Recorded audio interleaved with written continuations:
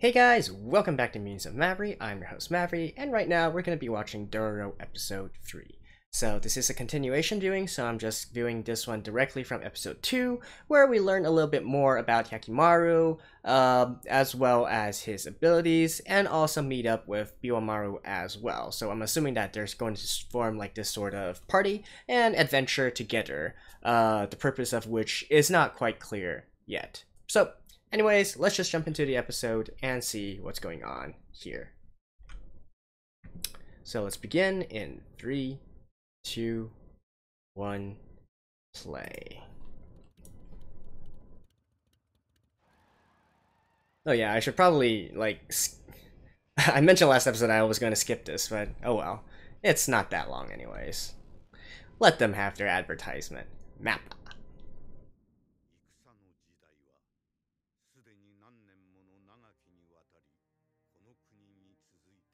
So yeah, I do believe this is the Sengoku Jidai, the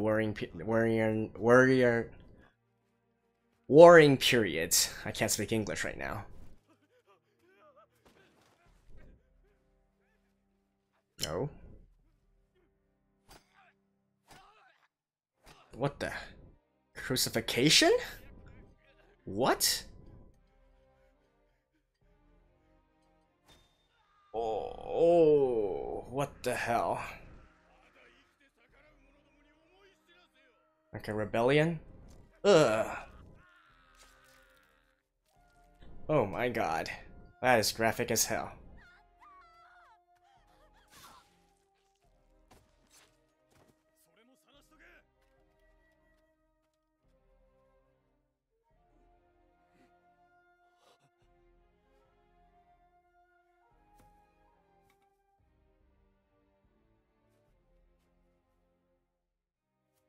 Wasn't this the dude who went around giving prosthetics to people?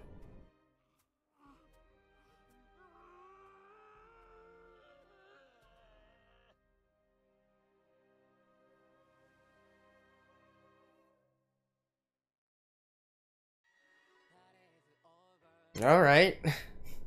I'll see you guys after the opening. That was brutal. Alright, so I guess we're gonna learn about him, and maybe he's gonna meet up with Hyakkimaru and the others later to be a fourth companion.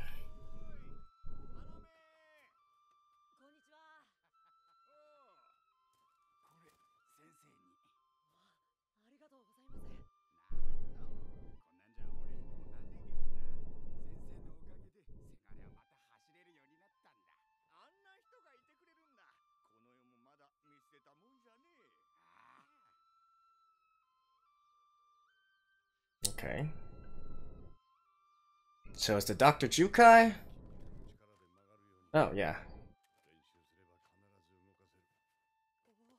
Prosthetics.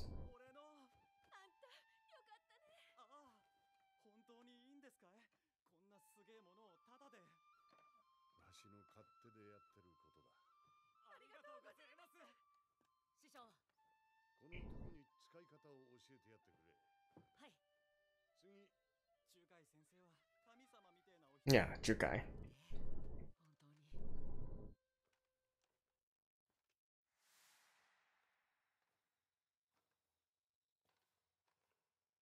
This is probably also the person who gave Hyakkimaru his prosthetics, right?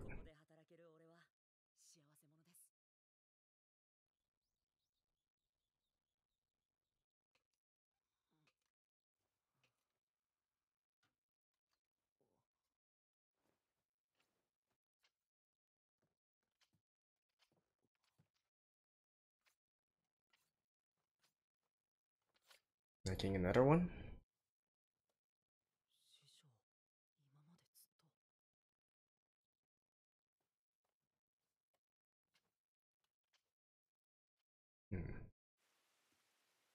So why was he later going around crucifixing people?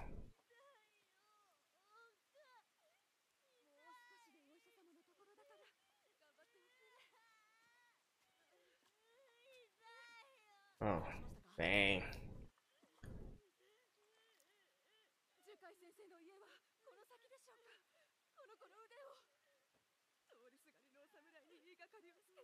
What a douchebag.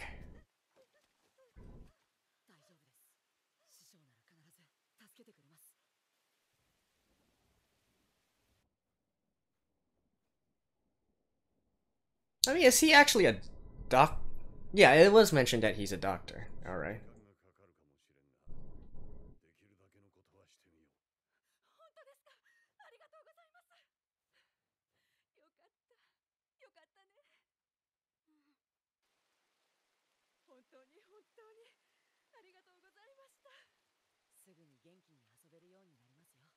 So, no prosthetics?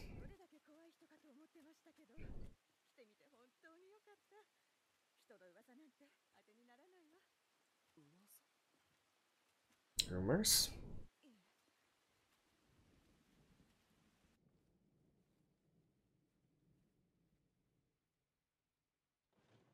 Hmm.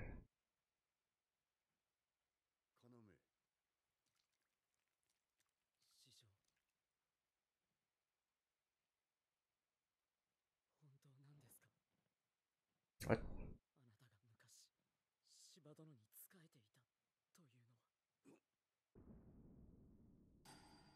Okay.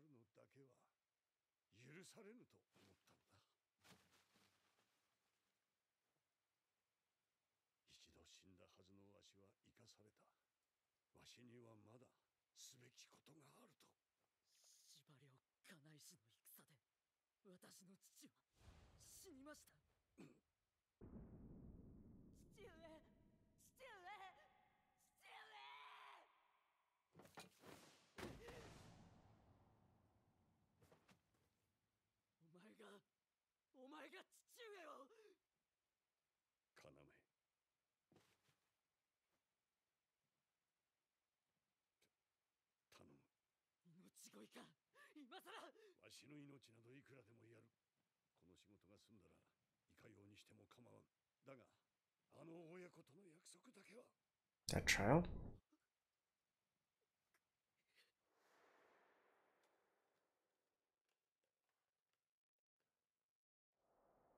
Him?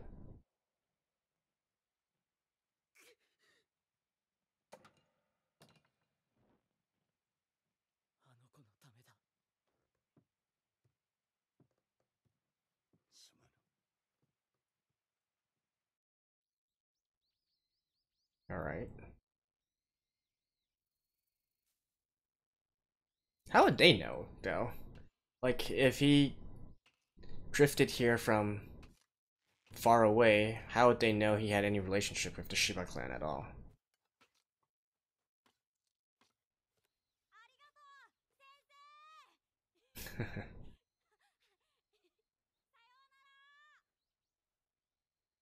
Alright.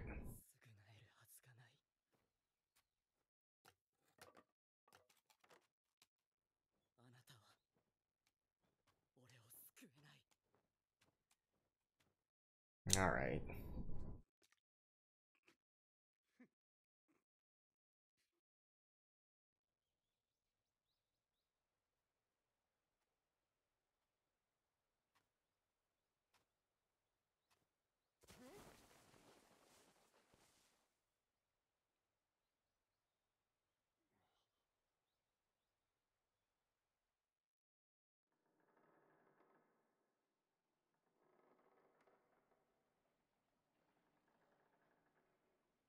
Oh, and this is how he met Hyakkimaru?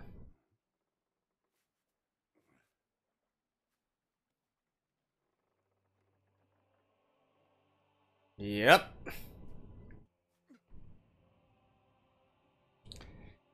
Man, how is that baby alive? Like, seriously.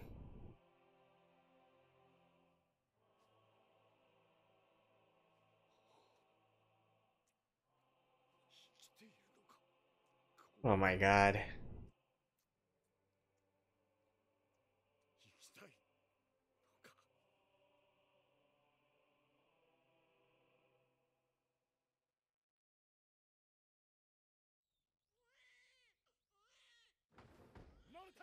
Oh, the second child. Hyakkimaru's brother. Something also Maru.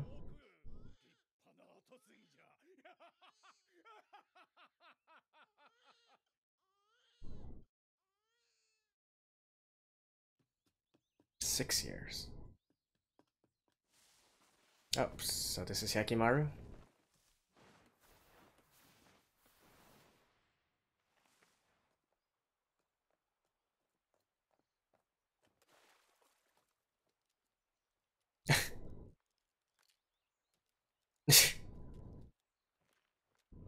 That's a mask, right?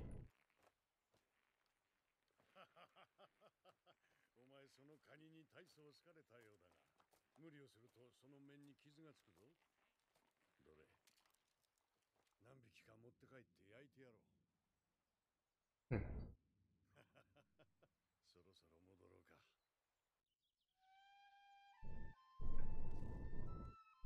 So I wonder why they diverted on their paths.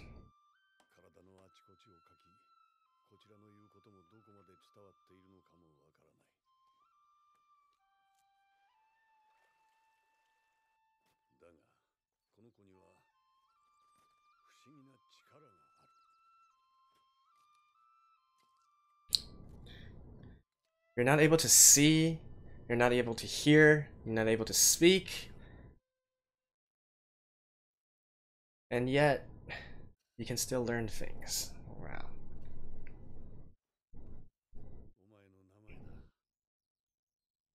Hmm. So he named him.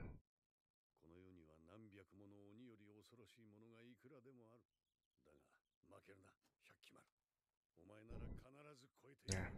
Because Hyakki means 100 demons. The kanji for it.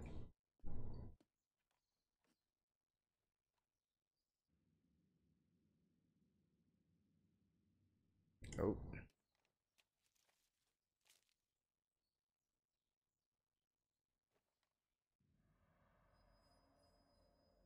Oh. He just destroyed life.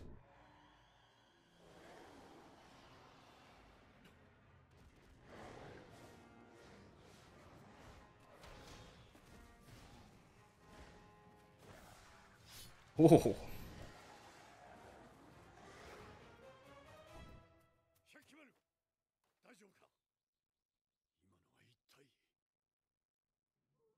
Hmm. I guess they're targeting Hyakkimaru, so that's why he eventually left.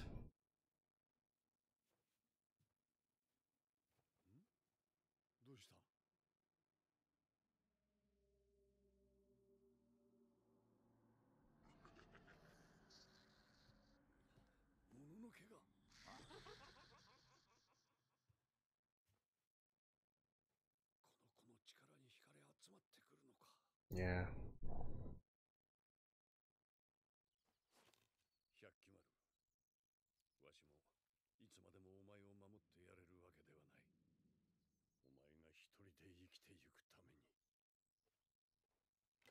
You need to learn how to fight.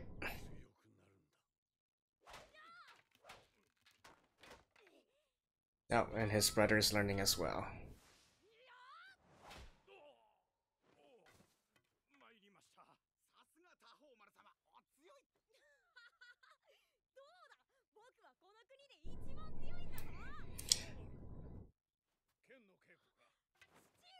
I have a feeling that these two are going to be crossing paths later on.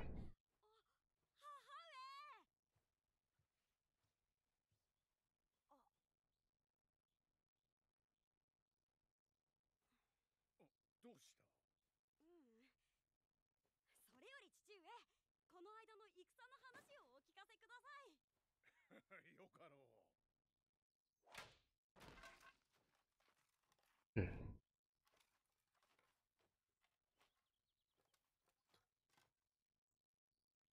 if you think about it, Hyakkimaru is essentially a robot, right? Well, I mean, not in a literal sense robot, but... Well, this is definitely the work of the same guy who made Astro Boy.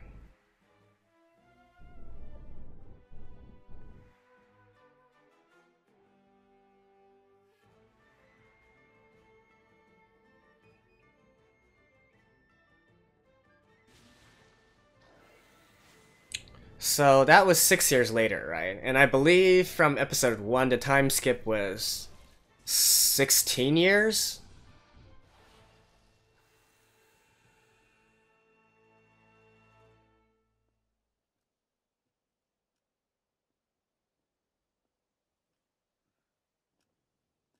Hmm.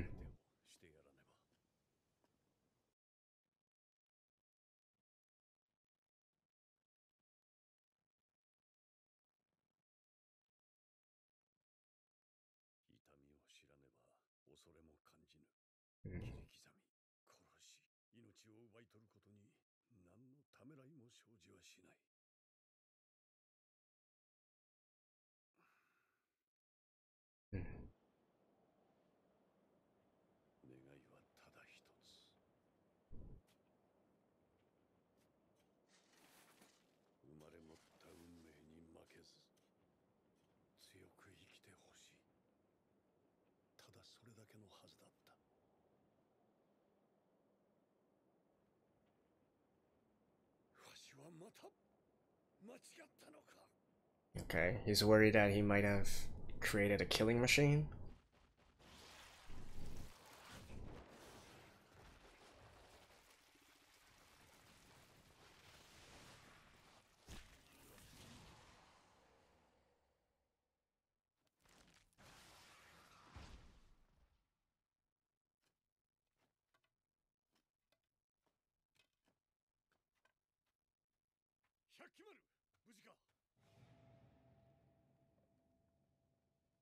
Hmm.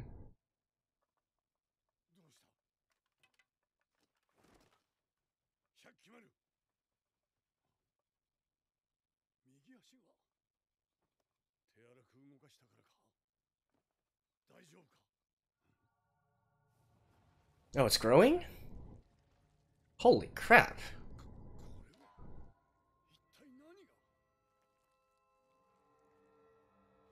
What?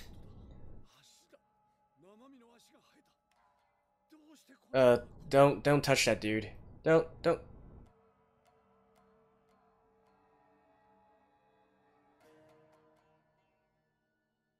Okay. So yeah, it is related with the Hall of Hell.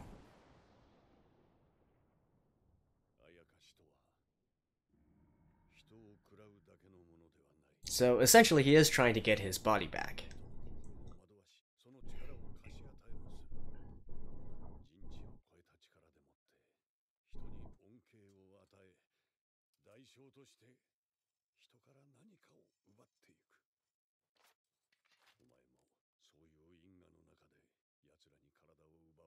Surprisingly perceptive, Jukai.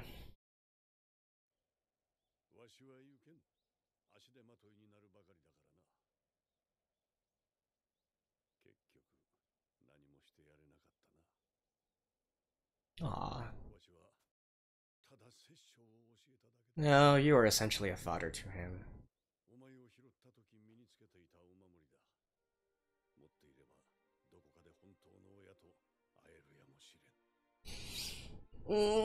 Probably not the best idea.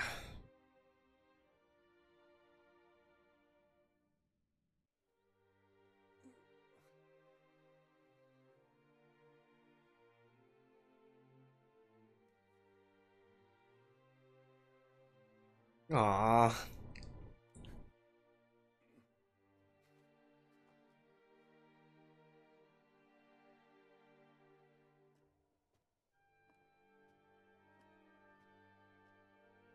Now I kinda wanna cry.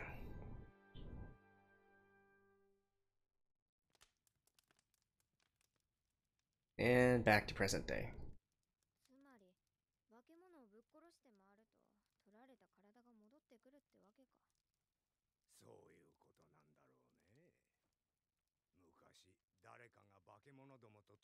Why does everybody know about this ritual?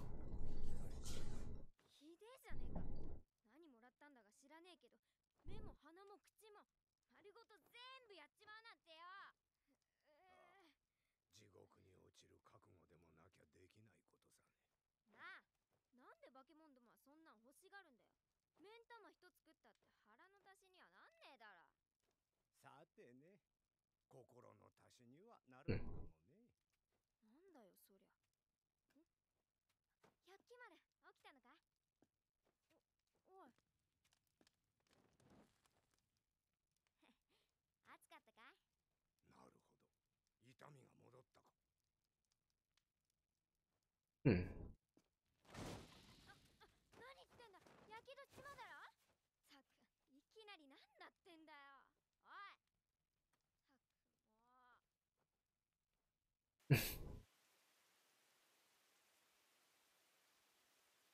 He's learning to feel pain.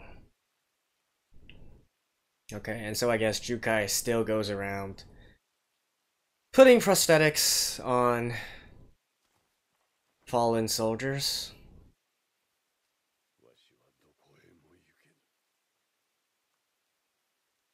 Maybe they'll meet up in the future.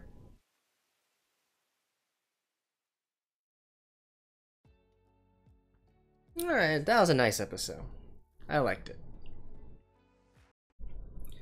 And so that was episode 3. Quite an interesting little episode, a bit sentimental as well, since we got to see Jukai and his relationship with Hyakkimaru. So essentially, Jukai is a sort of foster father to Hyakkimaru, right?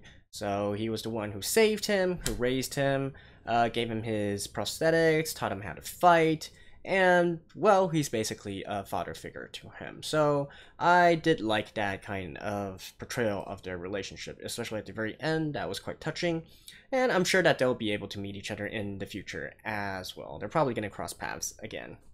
Now, one part that was kind of confusing to me was what exactly happened in the very beginning with Jukai and why he eventually tried to commit suicide, right?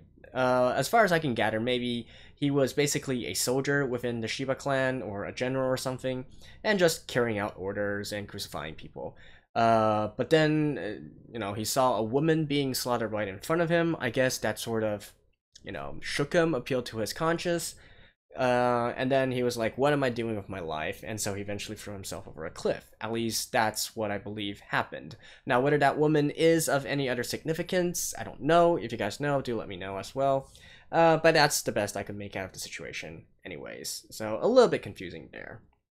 Beyond that part, I also do like that we do get confirmation of, the limbs growing back on Hyakkimaru. So basically, killing off all these other demons, he's going to eventually get his other limbs and maybe his eyes, his mouth, his hearing back, so on and so forth. Though I do have a feeling that him doing this probably weakens the power that the demons gave to Daigo, his father, and so that is eventually going to cause them to clash. And he's also probably going to be fighting his brother as well. So I think that's something that will happen later on down the road. So those were the two main parts of this episode, and I guess a little bit of trivia. So we do see the mention of the Shiba clan here, right? And I've been saying for a while, for the past few episodes, that I do believe the background of this series is during the Sengoku Jidai, the Warring States period, and in which case the Shiba clan does have a kind of, infamous fame to them. So basically, within historic Japan, you get the emperor, right? But the actual power, and especially the military power, is held by the shogun, the shogunate. So during the period before the Warring States period, it was basically the Muromachi shogunate. And under these great shoguns, they also had high-ranking subordinates below them as well, of which one is called the kanrei, which is basically a deputy of a shogun. And so the Shiba clan actually held this position for numerous times during the Muromachi period. So they were a very, very prominent clan during that period of Japanese history. Now, this all came to change during a particular little war called the Onin War, right? And the Onin War, if you guys didn't know, is basically the war or the conflict that kicked off the Sengoku Jidai, the Warring States period. It was after that basically the shogun's power was split, and so it was every man for himself. The Shiba clan came out of that war basically on the losing side, right? It's kind of complicated because there's not exactly a winning side and losing side. Lots of people changed sides during that war, but at least just from a power perspective, the Shiba pretty much lost like 2/3 of their territory during that war, and in their remaining territory, they were also very, very weak. So weak, in fact, that they had to basically rely on and also be puppeted by their neighboring clan, the Oda clan. And yes, the Oda clan is, you know, if you guys kind of know Japanese history, you should also know one of the most famous person that came out of the Oda clan is Oda Nobunaga, right? And in fact, it's because of the Shiba clan that sort of contributed to Nobunaga's rise to power, because there was a very key war that he fought that involved trying to save the Shiba clan, although he eventually puppeted them in the end as well. So that's why the Shiba are sort of infamous through Japanese history. So that was like on a complete different tangent, but I just thought a little bit of trivia for you guys. Otherwise, there's not that much to talk about within this episode. So I hope you guys enjoyed it, and I think I'll be doing one more episode, so stay tuned for that one as well. And as always, you've been watching Musings of Mavri. I'm Mavri, and I'll see you guys next time.